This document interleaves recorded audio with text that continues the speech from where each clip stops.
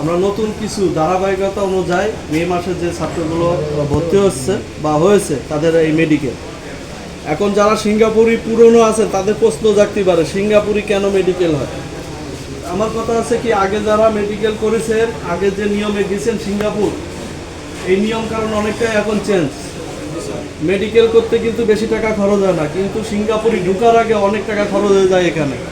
এটা আপনারা যারা সিঙ্গাপুরি পুরনো আছেন তারা জানেন।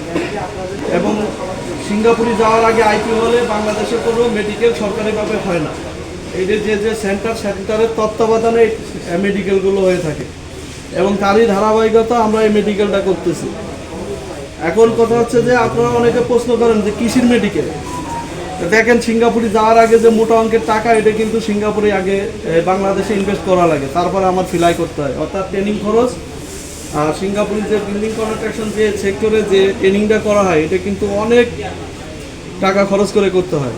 সিঙ্গাপুরতে ভিসার দাম বেশি না, এই জন্য আমরা আগে সঠিক হয়ে যায়। যদি কোনো একটা ব্যক্তি যেতে না পারে, সে যাবে না।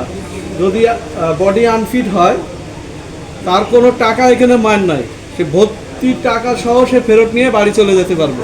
কথা আমি বুঝাতে পারিছি আপনাদের? একটা টাকা লস নাই।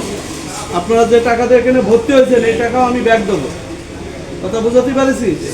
এরই জন্যই আমরা মেডিকেলটা করা। মেডিকেল আপনারা যে টাকা দিয়ে করেন, এই টাকা কিন্তু আপনাদের 15 দিনই চা খরচের টাকা না, কিন্তু আমরা মেডিকেলটা এই করি শুধু আপনাদের ভালোর জন্য। কিন্তু অনেকে বলে যে মেডিকেল কিসের মেডিকেল। এক একটা প্রতিষ্ঠানের এক একটা রুলস, একটা নিয়ম আছে। এই নিয়ম অনুযায়ী আমাদের প্রতিষ্ঠানের যে নিয়ম, এই নিয়ম অনুযায়ী আমরা প্রসেসিংটা করে থাকি। কথা বুঝছেন? আমিও কিন্তু সিঙ্গাপুরে গেছি 2008 সালে, কিন্তু মেডিকেল হিসেবে কি এইটা আমাদের ছিল না, আমাদের করায়নি। কিন্তু এখন করায় এই কারণে, যদি একজন আনফিট হয়ে যায় প্রসেসিং শেষ করার পরে, সে যদি যেতে না পারে, এই দায়ভার কে নেবে? আমি নেব না আমার প্রতিষ্ঠান নেবে? কে নেবে দায়ভার? আপনাকেই নিতে হবে, কারণ আপনার জন্যই আমরা প্রসেসিং করতেছি। আপনি যদি সিঙ্গাপুর যেতে না পারেন, এই দায়ভার কিন্তু আপনাদের নিতে হবে। কথা সত্য কিনা? এই হলো, এর জন্য আমরা মেডিকেল, এবং মেডিকেল কিন্তু একবার আমরা করে নিই। আর আপনাদের অরিজিনাল মেডিকেল হবে সিঙ্গাপুরে যাওয়ার পরে, ঠিক আছে? এ দেখেন, এরই ভিতরে একটা ছেলে আমার সেকেন্ড টাইমই গেছে।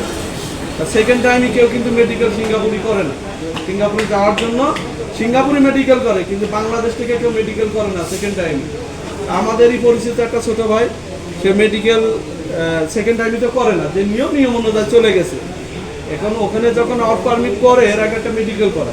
এখন এই ওয়ার্ক পারমিটই ও হলো মেডিকেল, ওর হার্টের পরে একটা টিউমার এসে, এখন পারমিট ক্যান্সেল করে কোম্পানি আনফিট দেখায় দেশে পাঠায় দিয়েছে। এখন এর গ্যারান্টি কে দেবে? কেউ দিতে পারবে? কেউ দিতে পারবে না।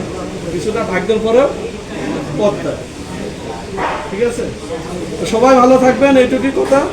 এবং আপনাদের জন্য শুভকামনা। আপনারা ট্রেনিং করতে আসছেন, আপনাদের কিন্তু এখান থেকে যাত্রা শুরু।